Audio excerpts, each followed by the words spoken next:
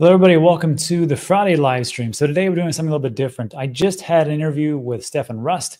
He is the founder of Truflation. And what we wanted to do today was just do a plea to the Department of Government Efficiency just to talk about just how well Truflation would fit into what they are trying to do. So in this video, which is about 15 minutes long or so, we're going to talk about what Truflation is.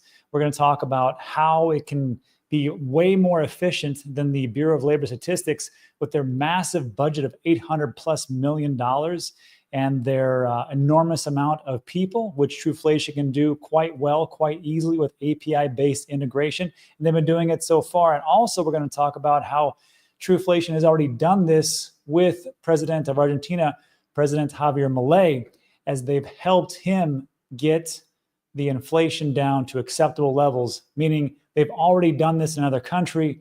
Let's do this here in America. So without further ado, let's take a listen to Stefan Rust as he talks about why Truflation could really help the Department of Government Efficiency. 2022, we decided to launch Truflation. Why? We were told inflation is only transitory, and we just I didn't believe that. And number one is everybody I was talking to, nobody really understood what inflation was, number one.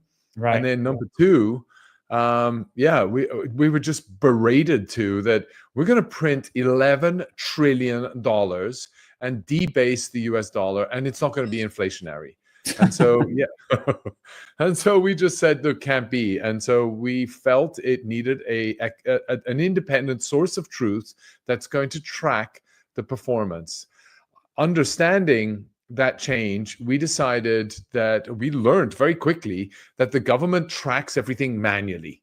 They have 2,100 employees tracking all of this data sets associated with the Bureau, under the Bureau of Labor and Statistics, focused on labor data and inflation data, consumer pricing. And so we saw they do it manually. They have 2,100 employees. They're $803 million in budget that they had in 2024. They only track 100,000 products. They track it with 3 months delay on average, right? Some of them go 6 months back. And so how can we take a developer mindset and actually build something fast, real time, scale? And what is the economic impact associated with that? And that's how we got started. We got backed immediately by Chainlink, COINBASE, Balaji, Fundamental Labs, and a couple of others, Redbeard Ventures, that really supported our growth. And that's where we just started really building this out, number of partners that we got to scale this up. And so that's what we started off doing. And we learned very quickly that a lot of people were interested in our data, especially when they felt prices were going up beyond what the government was telling them. And so people started having that same effect, was mistrust in the government. I don't believe these centralized institutions anymore. They're misappropriating information, right? And they're misinforming us, or actually, giving us false information and false data. Why? Because that data set can be manipulated, it can be changed, and it's such an important metric that impacts everybody. How do we live in that environment, and how do we make sure that that doesn't happen on a consistent basis? And so we just heads down, keep building. We got a lot of attention in the economic category. So a lot of macroeconomists picked us up, hedge fund managers. And what they were interested in were not just inflation data today, real time, but what can you tell me in the future? How can you help us predict into the future? And so we really tried to get more data that influences, so we call them leading economic indicators, that influences price tomorrow, so we can get a better feel for where things are going. And so that also resulted in Truflation having a more modern and very transparent methodology. And that's why the Truflation CPI is different to the government central CPI. Which makes sense. And then, of course, all that data that we get, we know they're going to revise those in one way, shape, or form. Like, oh, you know what? Maybe that wasn't the correct, and we'll come back and we'll do it. So with your data, I always take a look at it, because I know some people will say, well, why look at Truflation? Because that's not what Jerome Powell's looking at. That's not what the government's looking at. I said, yeah, that's true. But if you want to see like where we're going, do you want to see just a couple of feet in front of you, or do you want to see miles ahead? So for me, that's why I kept looking at Truflation when we talk about it. So we know that's what you guys are doing. Thanks for getting us up to speed. Now let's talk about this. Let's talk about Doge, because the Department of Government Efficiency, I think, can be a very big boom for the United States. There is so much pork, there is so much spending, and there is so much nonsense going in that we need to cut it, because we cannot keep up with the rate of which we have all this debt. So talk to us real quick about why you guys want to be part of it. And I mean, you really did answer a big chunk of that question, but go a little bit more deeper into why and how you guys can help the Department of Government Efficiency fulfill their mission. Yeah, I mean, I'm sure, we're not the highest priority. I think, if certain departments can't report $800 billion in audits, and they're still going to need till 2028 to get alignment around that, maybe, the BLS and inflation measurement isn't the most important factor right now. But the way we believe we can help is we track data in real time, and we track it across 18 million items. We have 3 price feeds for every single item that we track. It's very transparent. All the methodology is fully disclosed, and the data is open, immutable, and on chain. So we just believe that with this new system, anybody can build its own index. So if anybody wants to leverage that data and build their own index, they can do so. But we think that that is just going to save not only costs, but it's also going to be beneficial to businesses that are trying to make decisions, to stock markets that are trying to actually invest and make accurate decisions on a day-to-day basis, as well as the policy associated with interest rates. So and you are better, you've got your finger on the pulse a lot more accurately and pertinently in timing wise, right? So actually, I can make a decision today on interest rates based on what I'm seeing and how the market's moving in terms of employment data, as well as economic data and cost of goods. Gotcha. Interesting piece. So that's a pretty good layout of why you guys could do it. But before we move on and we just kind of close this out, I wanted you to talk to us about, because you've already gone down this path. Yep. Talk to us about this guy. I don't know if everybody remembers who this is. This is Javier Milei. He's the new president-elect, or president of Argentina. And it looks like you actually went down to Argentina and met with his staff, and were one of the keynote speakers to help them reduce their inflation. And it looks like right now we've got it down from 100 something, down to 2.7% month over month, 182% year over year. So talk to us about how you guys went up down there to help Argentina out. So one of the things that actually, before Milei came into reign, I mean, his whole theme is the lion, right? So he's a lion king and the king lion. And anyway, but one of the things that is really interesting was the fact that his predecessor had a commerce minister that actually went to jail for corrupting inflation numbers, because there are a lot of loans that Argentina draws down on that are tied to inflation. So if they go above a certain inflationary threshold, interest rates go up associated with those loans. And so they understood the importance of having an independent third party provide a backup to the national numbers. And so we went down there. We were invited down there to prepare a number for Argentina. So we went and did our own homework, went to private enterprises, pulled as much data as we possibly could to calculate the Argentine CPI. And yeah, we launched it, I think it was about 2 months ago. I think it was in October. Milei was together with Manuel and Ariel. They were launching the Tech Forum, where they invited specific tech partners to come to Argentina that were working with the Argentinian government and other departments, but also in terms of development and building tech solutions there. They are very keen to attract talent to Argentina. They have a lot of land. They have great resources. They have agriculture. Right. They have energy. They have mountains. They have ocean. So they've got all the assets that really highlight and can benefit a nation. And they have space. So they want to attract talent to go down there. The interesting thing, after we presented, a day later, we were talking about a couple of things to do, and he immediately eradicated the whole tax department.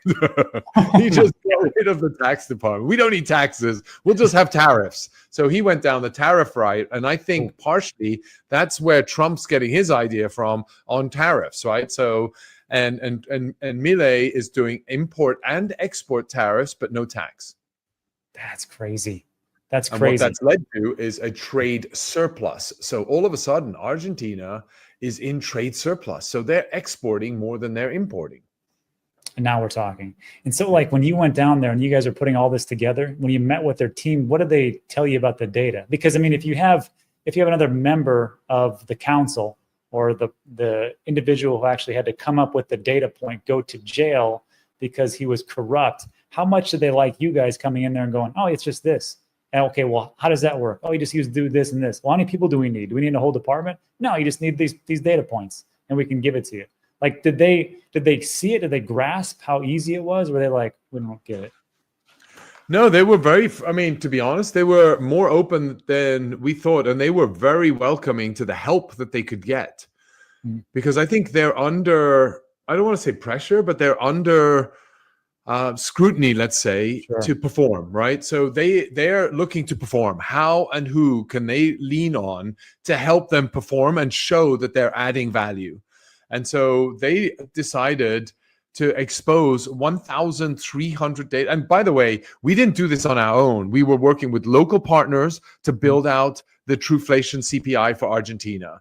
We were working with government officials, ex-government officials, with universities to try and capture as much as we could in a short time frame to bring the Argentina CPI so we could present it at the Tech Forum, which we did. We launched it, and we met with the former head of inflation, the Bureau of Labor and Statistic in Argentina equivalent.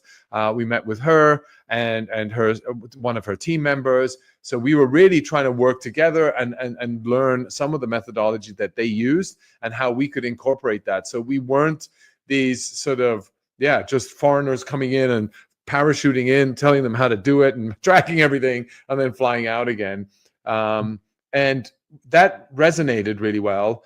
And we've got a dedicated team working together with the government to expose national data as an open source, that data, and make it available as a public good on the Truflation network.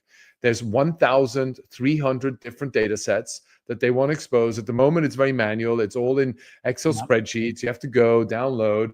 So we're working with them to write scripts and then update it in real time so that they can get real-time feeds from their suppliers, their partners, their ecosystem, and have that integrated into and onto the Truflation network. Well, great. I think this is the easiest thing that I can say. Everybody who is watching this video, I need you to do me a favor. If you could repost this video, what we're trying to do here is to make this a little bit more awareness to what Truflation can do as it brings to the table of what Doge can actually potentially do, which is bring down a lot of different pork and spending in the U.S. government. Again, if we compare the Bureau of Labor Statistics versus Truflation, we see there really is no, if you want to be efficient, why don't you just trim the fat? And if you've got the data gatherers of 477 people here and you're spending 803 million and Truflation's 2 million for all their operating expenses, and it's just API based, which one would you go to?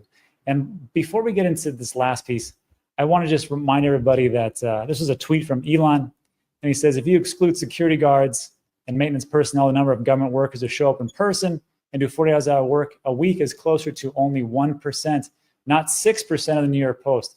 I don't know what these people are doing, but I want that job.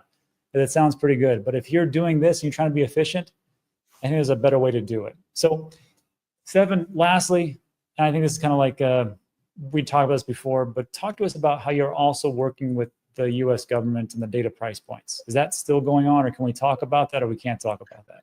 Well, with the U.S. government's been challenging. We've made numerous attempts to work together with the BLS. We applied, filled forms, but we never. It just always hit it sort of went into a black hole, right? It just ended up being ghosted, and we never heard back for whatever reasons. But we heard from a number of different individuals that are no longer working at the BLS, but ex-BLS officials, that they don't look at new technology. They just put it on a pile. It gets dust, even though it's coming through some of their agencies that they work with that actually give them recommendations how to automate it, how to do real time, and what they could do.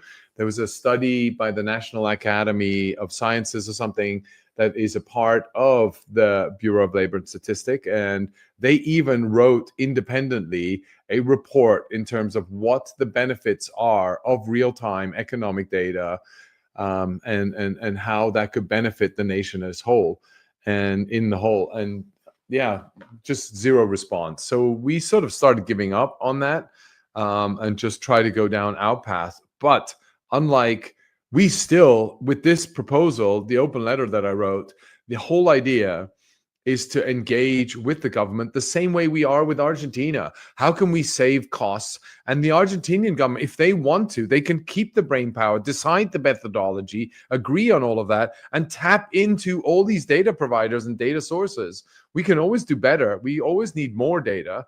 There is an incremental decline in value for every new data point that you track, but how do we get it more granular? How do we go into the states? We were in Utah, and the governor of Utah, the CIO department, were really keen, and not investment information, and the chief investment officer asked us to do a local statewide inflation, so not nationwide, just on the state itself, so we can get more granular. It's just ultimately there's a cost associated with it. And as a startup, we decided we can't actually afford that cost. We don't have $800 million worth of budget, annual budget, by the way. That's not a one-off.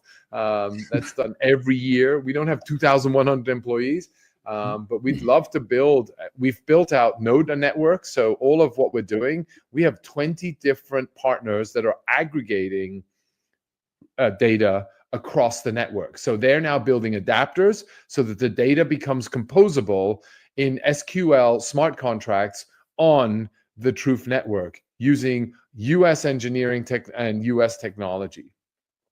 Awesome. Well, it sounds good. I think we said a mouthful in a very short amount of time. I want to keep this video as efficient as we possibly could. Yeah. So right now, everybody, if you could do us a favor, just repost this, share this as well. And then, of course, if anybody is watching from the Department of Government Efficiency, I'll leave all the information for Stefan and Truflation in the description below. But that's it for today. So everybody, thanks so much for stopping by. Really appreciate it. And again, please share this. And that is it. Stefan, thanks again for stopping by. I appreciate it. No, thank you for having me on, Rob. Super cool. All right, let's get out of here. All right, everybody, thank you so much. Adios. So yeah, so Stefan, thanks for stopping by. That was pretty good. It's just, you know, if we need to reduce the deficit, let's just be honest. We're trillions of dollars in debt. And if we need to do and try to make these things efficient, we need to start cutting things out. And I personally believe that some of those different sectors that we need to do are something like the Bureau of Labor Statistics, like we just talked about. So again, if you guys could share this anywhere you could, that'd be great. Maybe we can get the attention of the Department of Government Efficiency. We can go from there. But that is it for today. So look, thanks so much for stopping by on a Friday. I do appreciate it. I know you guys got a lot of things to do. So just with your time, I have a lot of gratitude for you guys coming by. But if you want to stick around, we'll do a little Q&A. I'll answer all your questions. Looks like people are talking about something called Bitcoin. It's going to 100,000 again. And we'll do a little Q&A and go from there. But if you got to take off, take off. I appreciate you. And I'll see you guys in the next one. Now let's get into a little Q&A. What is this? Did I miss the 100,000 pool jump video? Jabo, you did, but the good news is you can find it.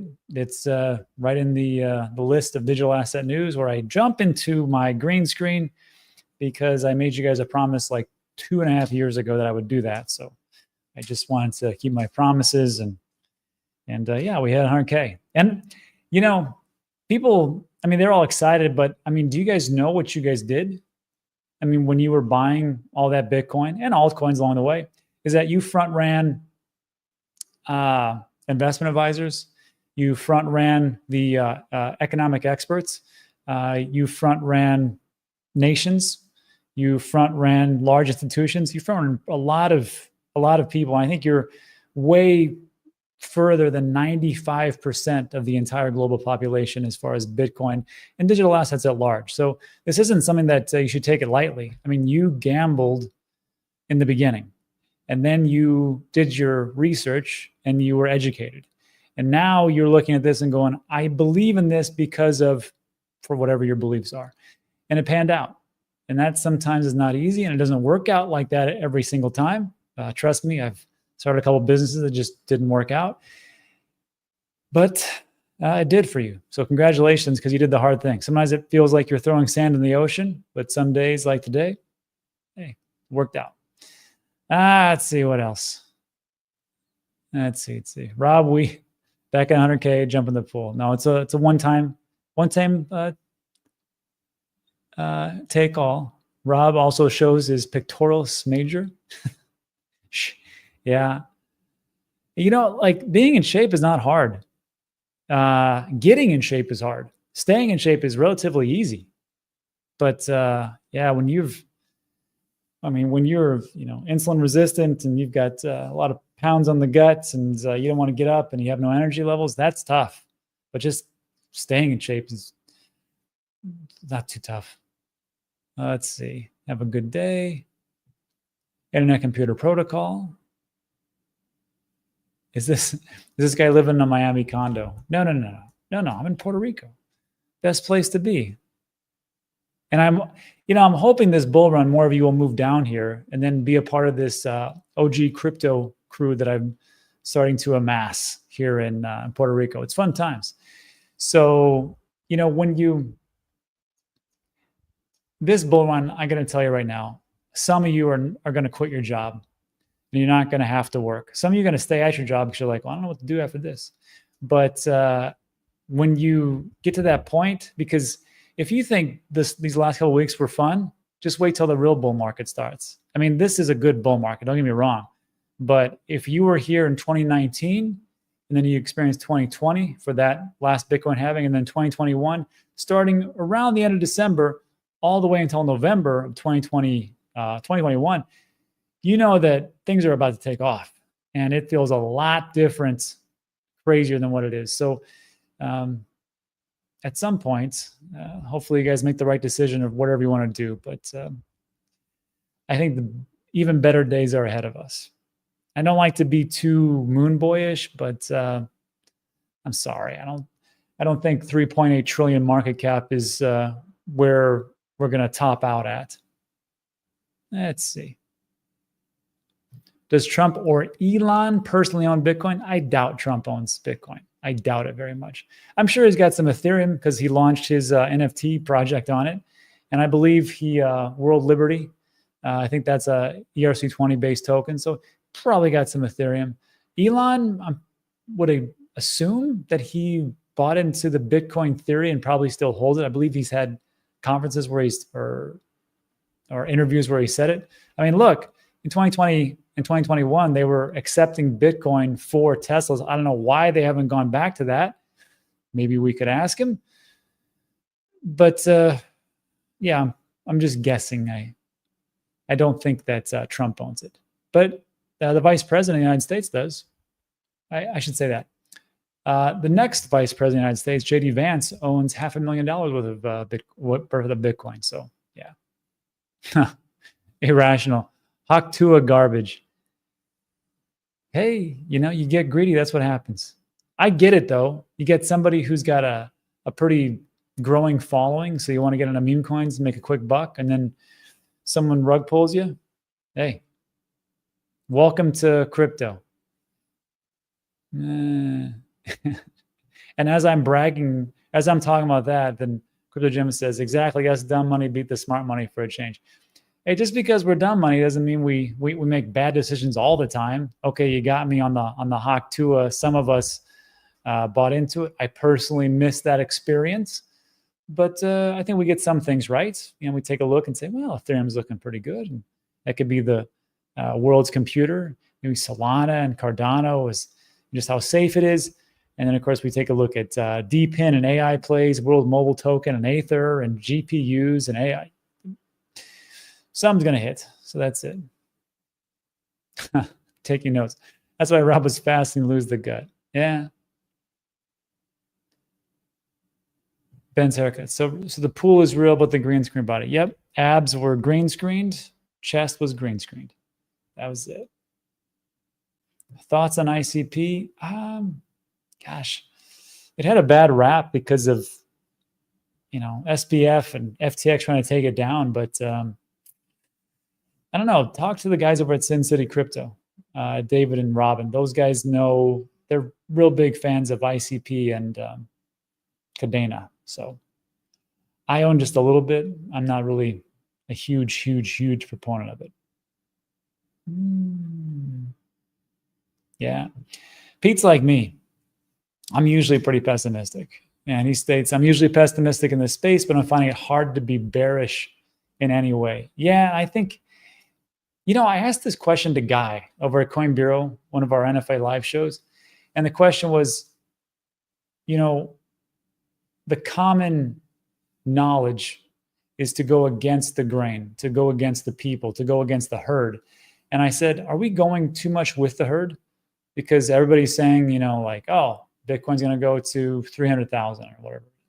And then Ethereum will go to this and this will go to that. And then we'll just keep growing. And then Bitcoin's strategic reserve. And Guy said, well, which herd are you talking about? Are you talking about the herd as far as like a global population? Are you talking about the herd as far as how many people actually invest into equities, stocks, commodities, precious metals?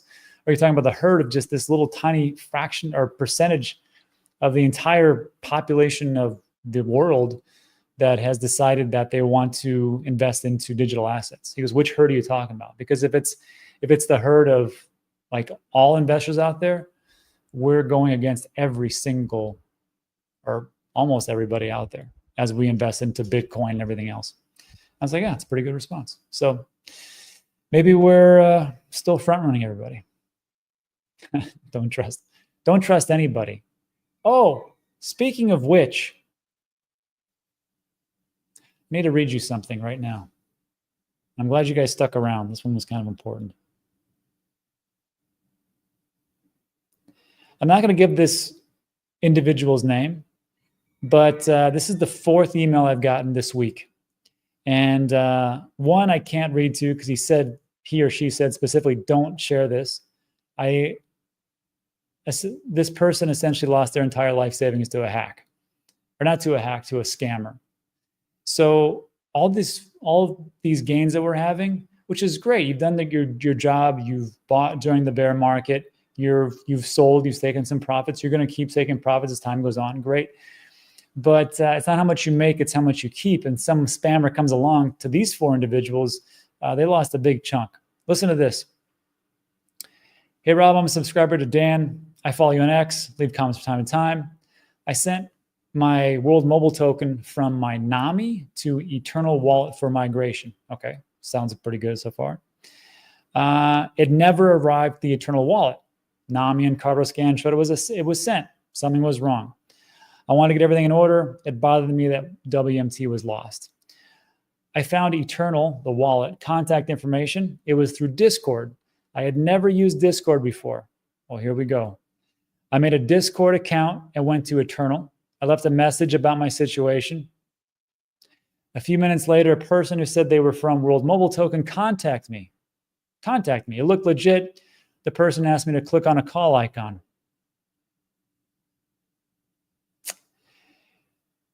I talked with him in person about my situation as we spoke on the phone.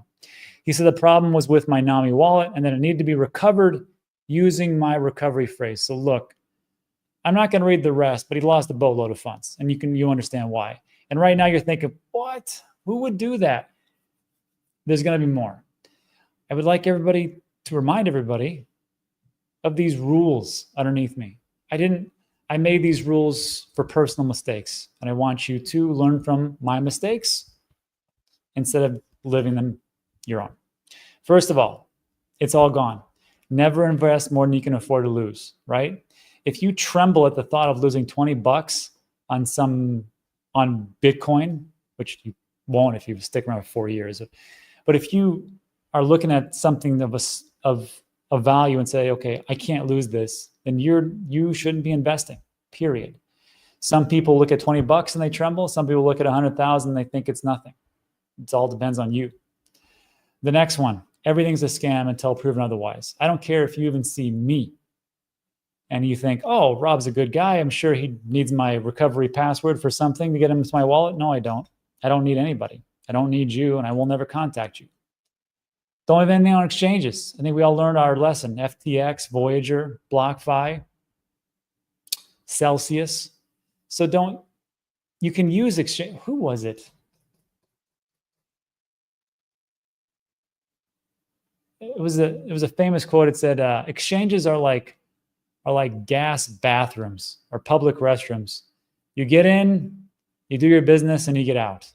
So just make sure, Andreas Antonopoulos, that's who it was. So just make sure that if you're using exchanges, it's great, you have to. And that's a decentralized exchange or a centralized exchange. Just make sure you get a cold storage wallet. I personally use Ledger, but mostly Tangem these days. And links in the description, I show you how to use it. Don't use leverage. I mean, if you're going 50, 100x, good luck. And then take profits, because nobody ever went broke taking profits. And that's it. Plato says more. Exactly. Good time to sell ETH at 4K? Sure, why not? If you've layered in, why not layer out, right? That's all I think will work out. No kidding. Trump bought some burger to the lighting network using Bitcoin. I did not have that on my bingo card. Look at that.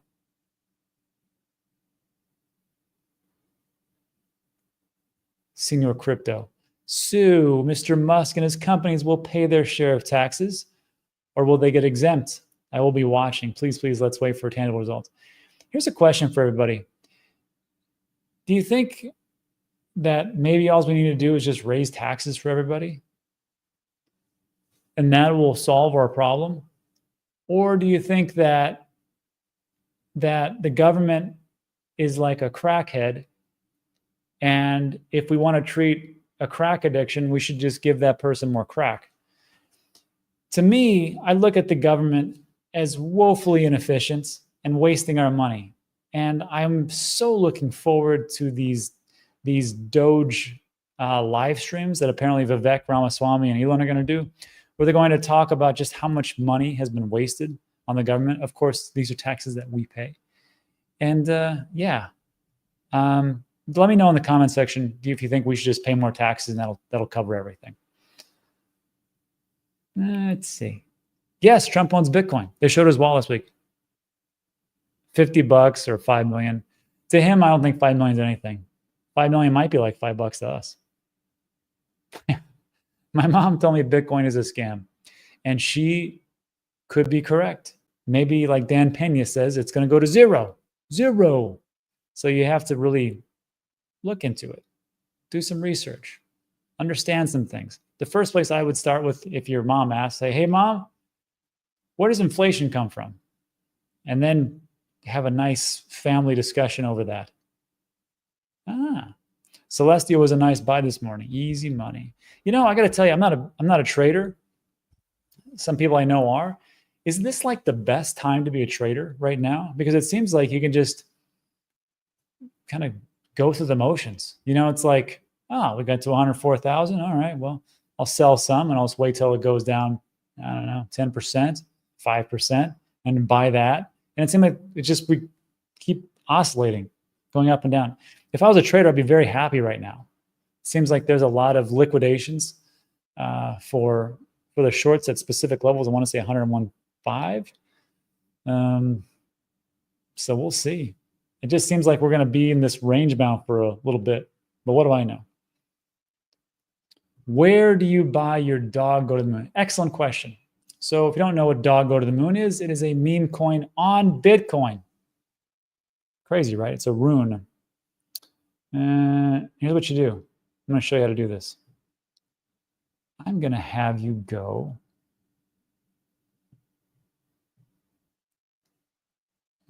to YouTube. And I'm going to have you go to Digital Asset News. Dog go to moon. Hey, there's Tom Crown. And he's live right now. Let's see what Tom's doing.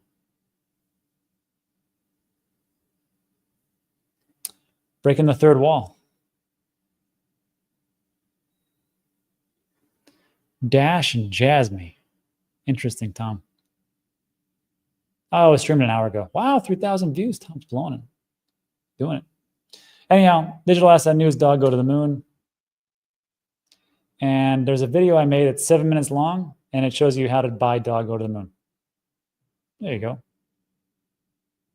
All righty.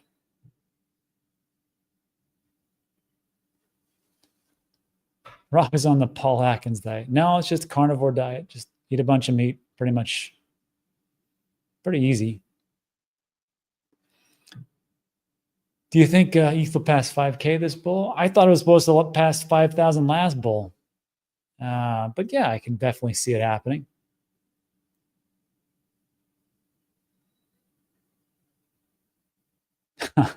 Hey, Rob, did you see Sailor Give ran a hard time on banter earlier because he kept interrupting his answers? Hilarious. Nah. My girlfriend hates Dogecoin. Hey, brother, X payments coming for Doge. Elon just waiting on licensing. Yeah, there was a lot of speculation. And does everybody know that, you know, the company that is X, they have been getting a money transmitter licenses state by state in the United States. And they talk about like essentially X becoming a super app. Although you can do donations and you can do tipping, but you can't make payments that I know of. So if they get this going and they use Doge, imagine what the price of Doge would do. I mean, first of all, Doge is going to take off. We all know why.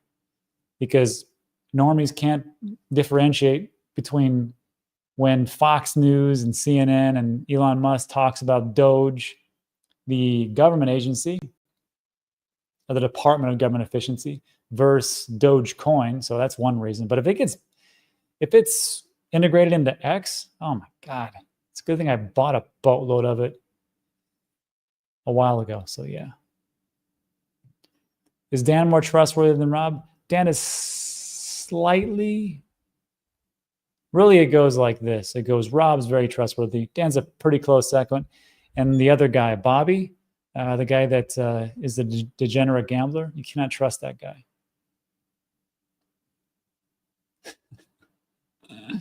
When Doge $1. Hey, Dogs Thrive. Everybody's here. And Mullet is correct. Discord and Telegram are full of scams. I'm going to ask everybody a question. Have you seen more scams popping up on YouTube? Because it seems like my feed is flooded with these AI-generated nonsense things. Maybe it's just me. I don't know. Yeah. Oh, yeah, Beardy got screwed too. Hawk Tua. Support will never ask for recovery words or passwords. Exactly right. Thank you. Thank you. And Joey says, never follow the link or give out your info to someone who calls you. Make sure you're talking to the actual company that tried to contact you. Yeah. Yeah. I got called from COINBASE a couple of months ago. And they said, okay, we're going to send you this code, sir. If you just read that code back to me, I'll be able to unlock your account. I was like, well, first of all, I didn't know it was even locked. Like, yeah, we locked it. I was like, oh, well, I'm not going to give you that code ever. And this was like a live person on the phone. It was a call from somebody in Pennsylvania or something. And as soon as I said that, he started cussing at me. And he said, what a piece of S I was and da-da-da. And I'm like, oh, this guy's just a scammer. Click. But it's crazy. It's very ballsy of them to do that. But again, it's not about scamming everybody. It's just about scamming those 1% of people that they can actually scam. And that's all they need to do. Because just like the people I've been talking to, you know, if you're a scammer and you scam somebody that has 100,000 for their entire life savings, that's a pretty good deal for 24 hours of disgusting work that you did. It's just the truth. It's a scam. It's all gone. Benny's, it's a white way to think about it.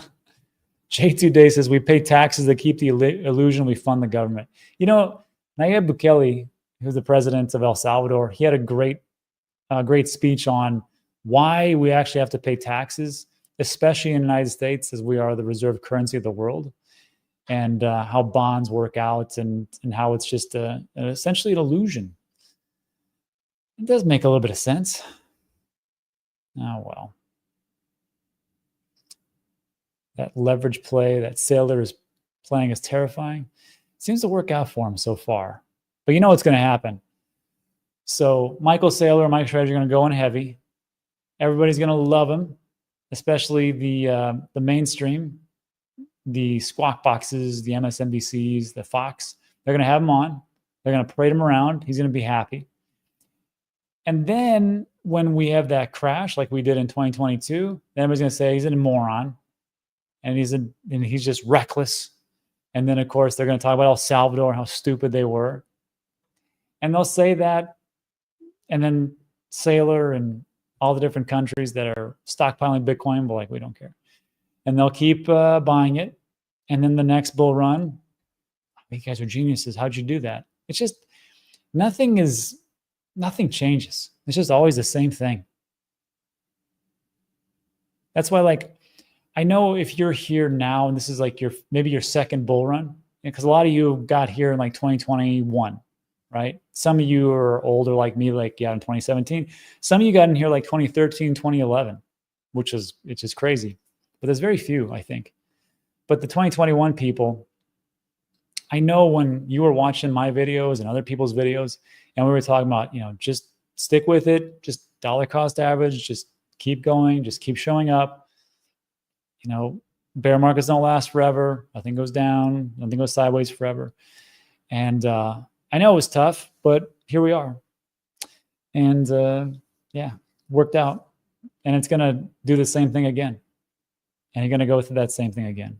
It's just that now it's your responsibility to teach the people what you taught, to not screw up badly and round trip your bags and make smart decisions. Who's this Boomer Dan? That's me. And when the bull market starts to really ramp up, I will be called a boomer and an idiot and someone who doesn't know what he's talking about because I didn't get into the San Juan Smokehouse coin or something crazy that's out there. And I'm going to talk about taking profits, and then people will also call me an idiot because it's going to go up forever. And that's when I get to step down from this channel, which is going to be great. Hey, Dan, do you have a promo code for CoinLedger? I do. It should be there. Just wait, because I'm working. I'm talking to the guys again to be able to promote that tax software for another year and maybe a higher discount. So just hold on for a second. Ooh, I got my $300 of Bitcoin from Celsius today. Hey, how do you do that? So, like, I don't open any of these emails because I keep getting scams. But maybe I should just talk to Simon Dixon or Aaron Bennett. They'll probably know. But well, let me ask you guys this: if you got your money back from Celsius, this is the same thing. You have to go through Venmo or PayPal or whatever it is, and it's right there. And I think it's only in Bitcoin this time. Let me know in the comments section. JBW, I got scammed. $1,500. That hurts. That hurts because I know you worked hard for it, and then it's gone. It's like evaporates. CryptoGem says Elon will push Doge. He's been working directly with them since 2019. He thinks to be the most ironic coin becomes the most popular. And my bags of Dogecoin will agree with that, and they will support that. Yeah. Thanks for following through and taking a dip for the pool. Yep, no problem. Yeah, pretty much. And Dan spends way too much time on Twitter and X. Bobby shotguns beers. That's difficult. Yeah. Morning, big year ahead. I think so. We fill up your green screen pool with champagne when Bitcoin hits 200K or Pepe to $1. Jeez, Pepe to $1. That's a good question. Pace says, hey man, do you still think there'll be a major crash when ETFs hold 15%? Lost is 10%, and more countries jumping in, especially because of the strategic position. So what he's talking about here is, if we're talking about the loss, the amount of Bitcoin maybe, yeah, obviously it's Bitcoin, that it's been lost. Some people estimated between 2 million and 6 million. Some people even had it as high as like 8 million Bitcoin, not dollars, but Bitcoin had been lost since the Genesis block in 2009. Because imagine back then it was worth fractions of a penny, and people would have these on these hard drives and they just throw it away, or they lose it, or they misplace their mnemonic phrase or whatever it is. So we don't really know. We don't really know exactly how much is lost. It seems like every couple of weeks we hear about some wallet that was in the Satoshi era moves their Bitcoin somehow. So I don't know. But when ETFs hold 15% and they're not selling, and if we get the strategic Bitcoin reserve, and that means that, first of all, we get a Bitcoin reserve, like we said, and America starts buying. And there's two ways of this. Either they keep the 238,000 Bitcoin that they have, and that's under the assumption that the Biden-Harris administration don't sell it before Trump gets into office. They either just keep that or they're going to buy up to 1 million per the Lummis bill for the reserve. So if that happens, then it's just a game theory. And then all the different other countries start to buy in. And before you know it, I think we start to shoot up, hey? I don't think we see too much of a crash. The only thing we'll see of a crash is if we get well, not even then. Okay, how about this? We have ETFs. A lot of institutions come in, or a lot of people who are going through the Fidelities, the BlackRocks, the whoever, the IBITs, and they're buying up ETFs like crazy, right? And then a news report comes out that, hey, you know what? That's Bitcoin strategic reserve. We're just going to have a reserve of like 100,000, and that's it. That will drop the price because people are like, oh, then this is just some bad news, and they start dropping. But in the end, it won't matter in the long run. So it's a very long answer to say that on the one side, if America does the reserve, we're going to go crazy high. And if they come out and say, nah, we're just going to be lukewarm and just do a little bit, which I don't think that's going to happen, then you're going to have like a drop, and then people will pick it back up again because people understand that it's the hardest digital asset out there. 4 years from now, there will be holographic green screens. I hope not. Rob, you're not old enough to get in the Boomer Club. I feel it every day, I'll tell you that.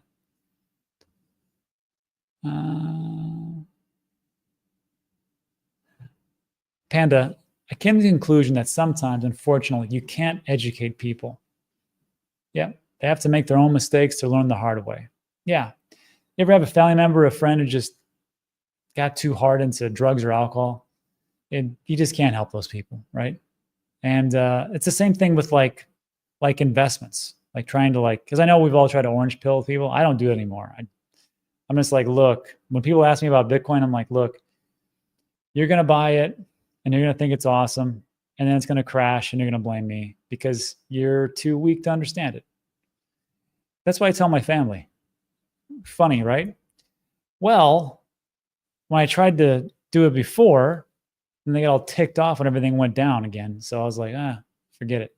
And then the people that I say that, you can't handle it, they say, no, I can handle it. Just give me some information. Then I'll I'll educate them, but I'm not here to bring everybody into it and then get blamed when everything goes down, because they can't hold for the 4 years I keep talking about. Oh, well. Hey, holy mackerel, holy macaroni.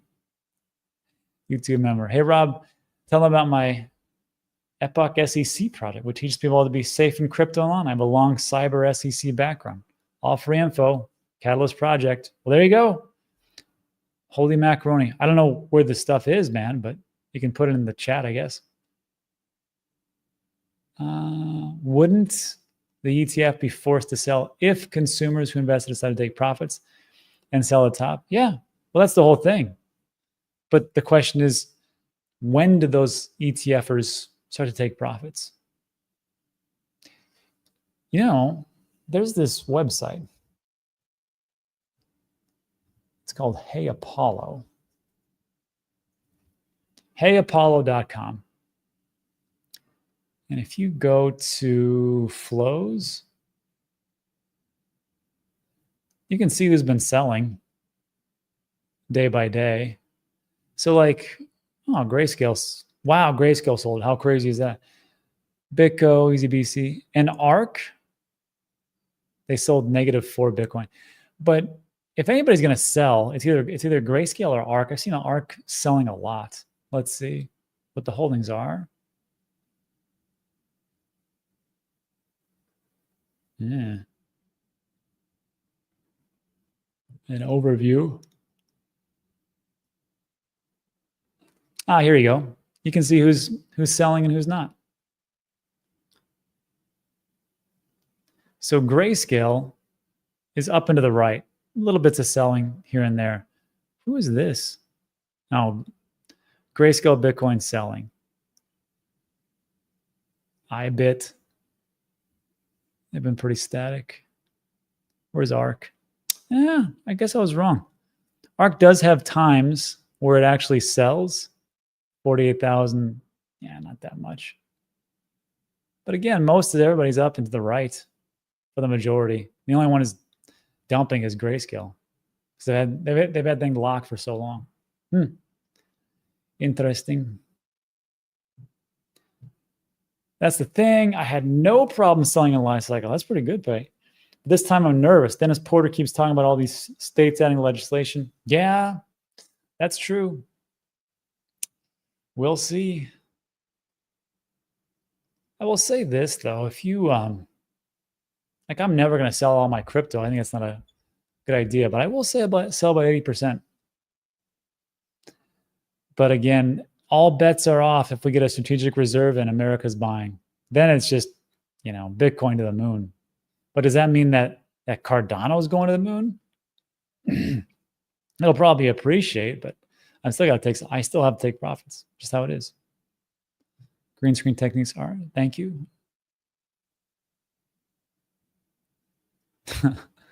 Bill says, Rob, if I kind of PR next year, can there be an impromptu San Juan smokehouse? There's always something going on every week, man. So probably so.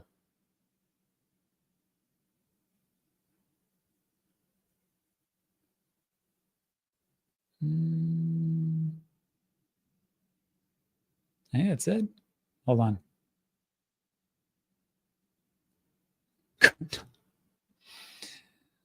Cardano is going to Uranus. Well, that's where we should leave off right there. That's a great quote from Frosty Peace. Everybody, if you like today's video, give it a thumbs up, consider subscribing. Again, for that live piece, if you could share this on any of your socials, try to get Truflation in there to be picked up by Doge and help them out, because let's be honest, the BLS is not doing their job and they are bloated and they take too much money. But that's it for today. Look, like today's video, thumbs up, subscribe, all that great stuff. And that is it. So thanks, everybody. I appreciate you, and I'll see you on the next one. Great day. Adios.